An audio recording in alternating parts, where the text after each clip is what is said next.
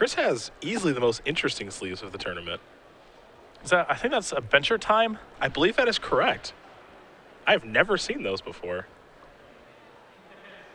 Here's a Forest. It's an Elvish Mystic. We're underway here in round number 12. Thoughtseize here for Joe. Genesis Hydra, Death Miss Raptor, Teamer Sabertooth, a couple of lands. Pretty powerful start here. Yeah, it's a good curve.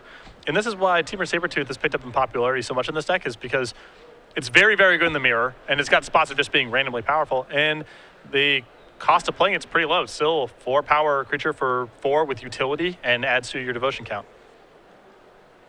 What's interesting about this, I suppose the Genesis Hydra kind of gives the hand away. Like it's possible that like Chris is just some like weird green-white land like mid-range aggro deck, but the Genesis Hydra, you don't really put that in your deck on accident. There's a Nykthos. Well, the Teamer Sabertooth is a low opportunity cost card, but it's not just going in for the beatdowns. Yeah. This is a pretty dead giveaway. Joe going to go with the Genesis Hydra, okay. Well, you can't really take the Raptor. Yeah. And the Sabertooth doesn't do a lot in that hand right now. So, Hydra it is. It is time for a Death Miss Raptor. The first time on camera. Now, you feel this card's the real deal, and I know many others do as well. Yep. I think that you need to be playing, of course, some degree of morphs to really maximize it, but this card is very powerful. Joe taking a look right now. When a permanent you control is turned face up, you may return Death Miss Raptor from your graveyard to the battlefield face up or face down. Of course, you can do it face down because of Megamorph. Well, it's been exiled, so it's not going to be much of a problem now. Yep. Abzan does have some good answers to this card in Abzan Charm and Utter End. Teamer Sabertooth. Chris presenting threats, forcing Joe to have answers. Elspeth the draw here for Joe. He'll play a Temple of Silence.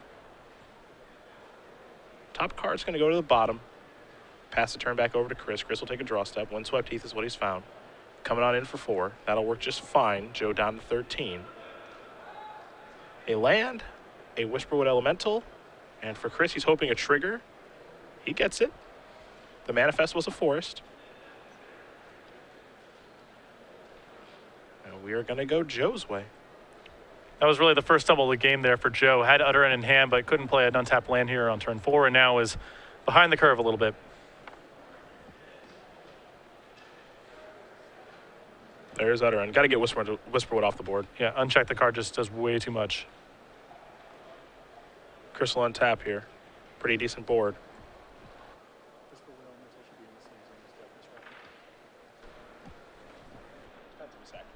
Oh. Never mind. There's Windswept Heath.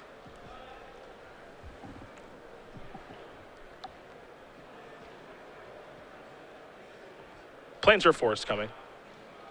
It'll be a Plains.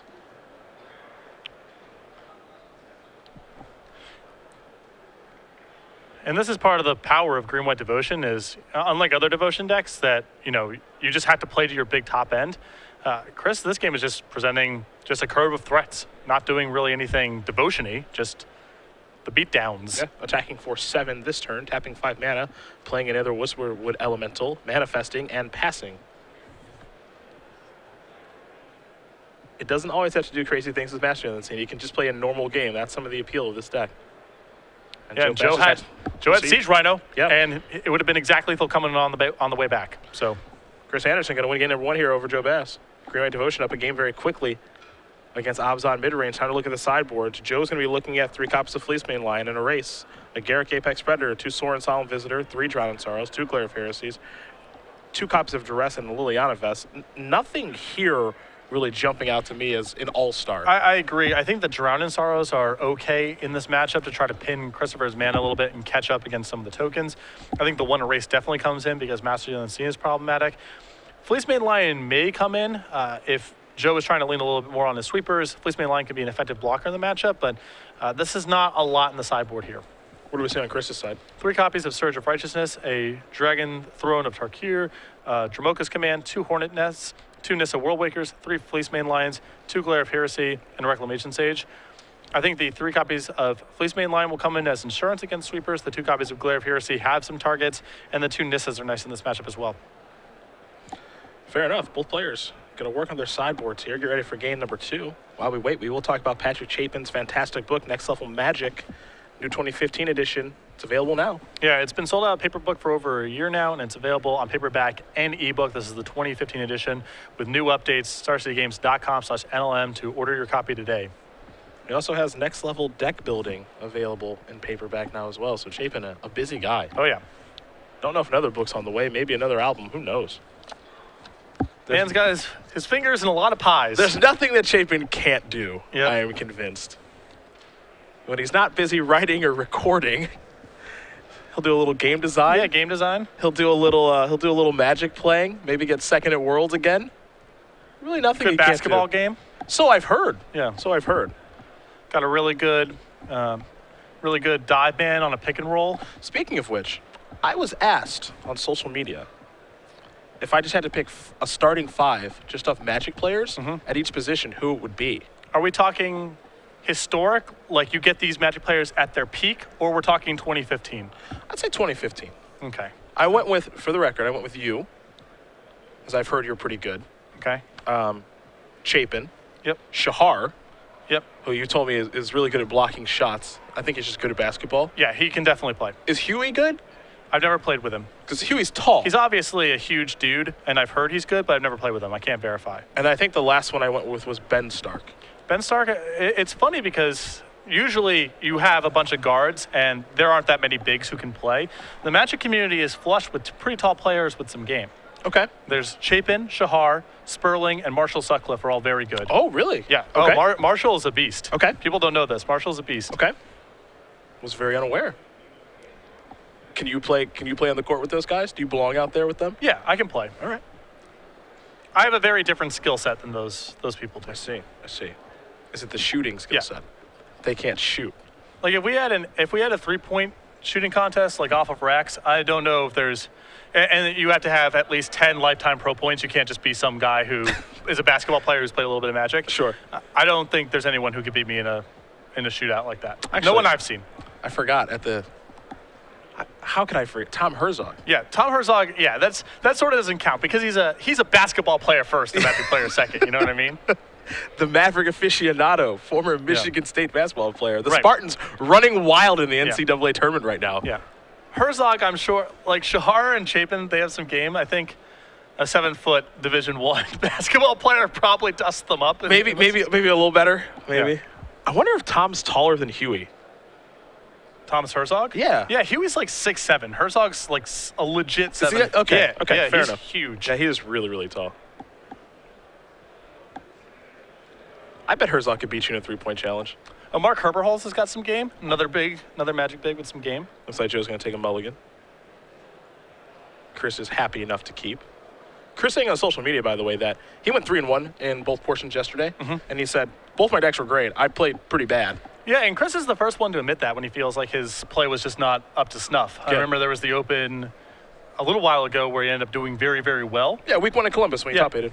Where he barely got into day 2, had a really bad feature match at the end of day 1, and was the first one to say, I just played bad yesterday. This deck's very powerful when he was playing the 4-color Soul deck. This deck's very powerful, but I just did not play up to snuff. And shook it off and rattled off an undefeated Swiss in the day 2, and then made top 8. There you go. Our backup match is Reed Duke versus Andrew Snyder. A battle of good-looking Magic players. Reed Duke currently up a game. Reed is playing Sultai Reanimators. You guys may have seen in his deck tech. And Andrew Snyder, 3-time Open Series champion, playing Mono Red as we are underway here in game number 2. Sandstorm Citadel here for Joe. Chris, you can see a Nissa World Waker in his hand. I also know that Travis Wu is a baller, but I never play with him. This is true as well. But he can dunk, so that's like the cheats. That is basically cheating. Yeah. Temple of Plenty here for Chris. Courser of Krufix, the card he's looking at. He will leave that on top. Attack for 1 here with an Elvish Mystic, and I think we'll see another one here in just a second. Maybe. He might be a little scared of Bile Blight. Drown in Sorrow as well. Yeah. Joe with just a Windswept Teeth and a passing of the turn. Chris going to deploy the Courser. Take a look at the top card. It is a land. So that'll come into play, we think, and it will. Windswept Teeth. That'll trigger the Courser. He'll gain a life. Top card of the deck is a Courser. We'll see if he wants to deploy the Elvish Mystic now, because Chris does have another land in his hand. He does have a copy of Temple of Plenty, but refusing to play the Mystic. Yeah, I just don't, unless there's something really powerful that Chris is playing towards next turn, I don't think it's worth the risk. And this game is shaping up to be one that goes on for a really long time, and I don't think Christopher wants to expose himself to any unnecessary 2-for-1s. Obzon Charm here. Joe going to draw 2 cards at the cost of 2 life. Get a little bit deeper into his deck.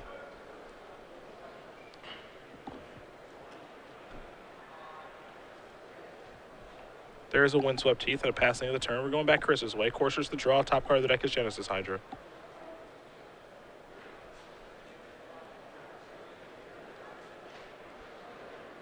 Chris is going to start by sacrificing a Windswept Teeth. So we'll see the top card of his deck here in just a moment. He gets a Forest.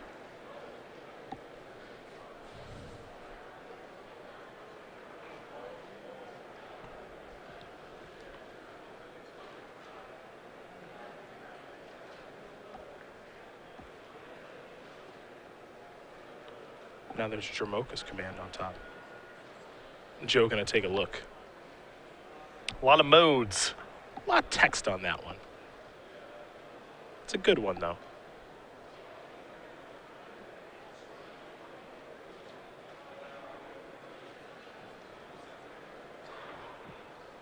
One of the more hyped cards from the new set. Absolutely. There's an Erase. Follow-up, here's another Courser, we think, and it is. Temple. Will it stay on top? It looks like it will. Another Elvish Mystic. Chris is happy enough to present the second one of those now and pass the turn back. Joe going to sacrifice on Windswept Teeth here. So there is a Forest.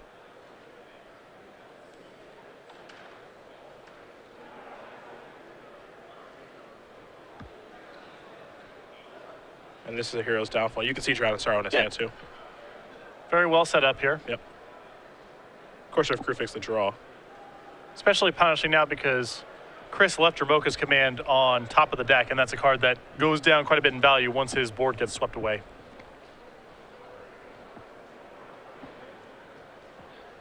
There is the Drowning Sorrow. Bye-bye Elvish Mystics. You mentioned Dromoka's Hand's going to beat the draw. We know that already. Joe leaves his top card on top from the Scribe of Drowning Sorrow, plays Land Over Waste, kicks it back over to Chris, who does draw the Dromoka's Command. And Genesis Hydra for 2. Pelucranos and Windswept Teeth. So he'll have to shuffle and just have an expensive 2-2. Chris's hand is so clogged up with this expensive stuff right now that it's worth the risk. He's got Nissas and so forth, so if he hits there, it's really good. If he misses, well, whatever. Temple of Malady and a passing of the turn. Here's an attack for 2. Joe going to go down to 10. Player's going to make sure life totals are correct here really quickly.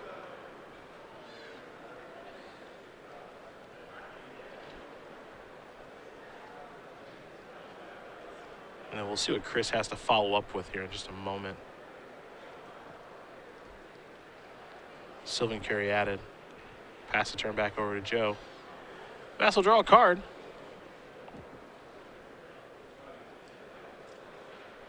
You see Courser in his hand. He doesn't want to deploy just yet because of the Dromoka's Command.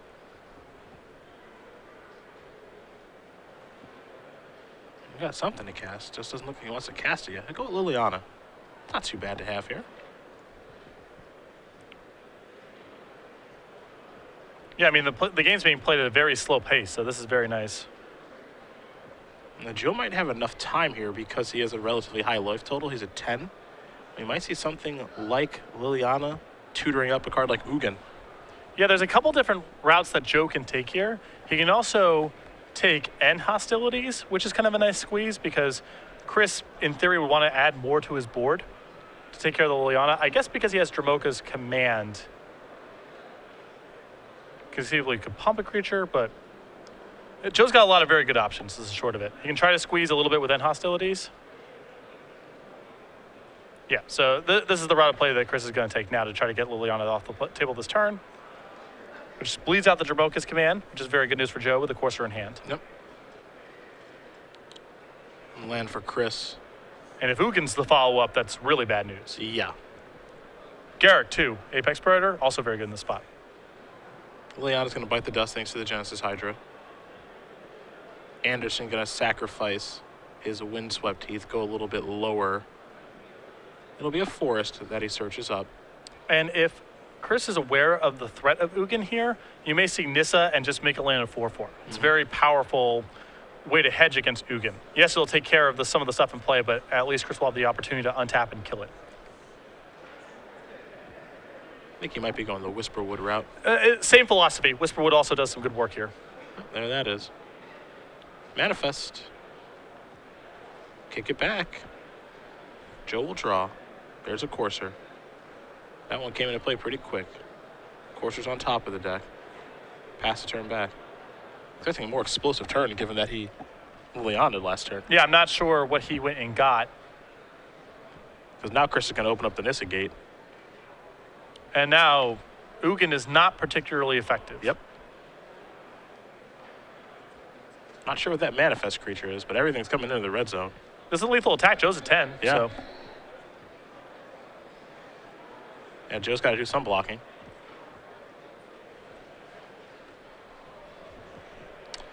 Michael Braverman played against Christian Calcano this round, and he won again. So he's 12-0. He hasn't lost a match this weekend. Calcano moves down to X2. Means Michael Braverman 8-0 with mono red. He can start drawing next round. I mean, his opponents can't. Yeah. So, but yeah. He's 12-0. Yeah, he can. His opponents cannot.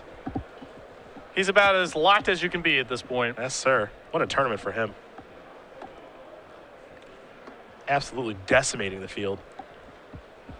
We were wondering if mono red was going to be good coming into this weekend. We were pretty sure it was going to be, and he has certainly shown that. Of course, we're going to jump in front of Genesis Hydra. And Joe had better have something or he's dead. Yeah, I think he has a downfall. Okay. But this is only a temporary reprieve. There goes Whisperwood Elemental. Looks like 6 damage is still going to come across.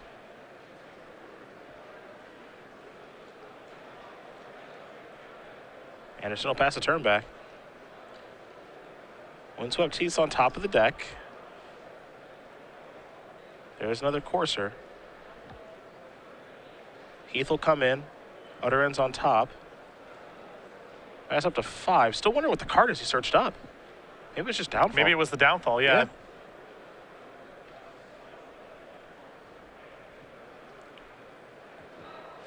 Plains to draw here for Andersen. His hand is a Sylvan Caryatid, a Plains, and a Glare of Heresy. This is ticking up. Everybody's coming in. This is a lethal attack yet again. Particularly in the spot where Joe knew about Dramoka's command, so he knows his Liliana is probably not getting the next turn. If you're only going to get one tutor there, it feels like you have to go for a knockout punch sort of card. You can't get a downfall there when Christopher has you out-resourced in a number of ways.